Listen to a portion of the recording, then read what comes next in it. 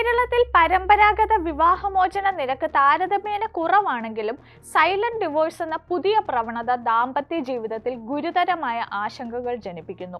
ഇതൊരു വിചിത്രമായ പരിതസ്ഥിതിയാണ്. ദമ്പതികൾ നിയമപരമായി വിവാഹമോചനം നടത്താതെ മാനസികമായും വൈകാരികമായും പരസ്പരം അകലുകയും ഓരോ വീട്ടിൽ വെറും സഹവാസികളെ പോലെ ജീവിക്കുകയും ചെയ്യുന്നു.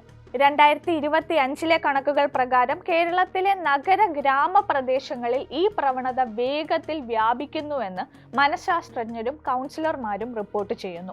എന്താണ് സൈലന്റ് ഡിവോഴ്സ്?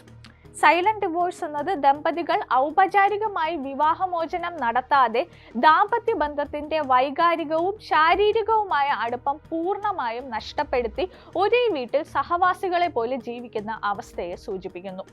ഇത്തരം ദമ്പതികൾ പരസ്പരം സംസാരിക്കുന്നത് കുറവായിരിക്കും.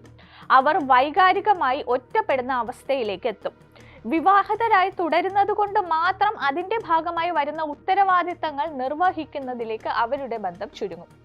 കേരളത്തിലെ സാമൂഹിക സാമ്പത്തിക സാഹചര്യങ്ങൾ ഈ പ്രവണതയെ ത്വരിതപ്പെടുത്തുന്നുവെന്ന് പഠനങ്ങൾ സൂചിപ്പിക്കുന്നു. കേരളത്തിൽ സൈലന്റ് ഡിവോഴ്സ് വർദ്ധിക്കാനുള്ള കാരണങ്ങൾ നോക്കാം.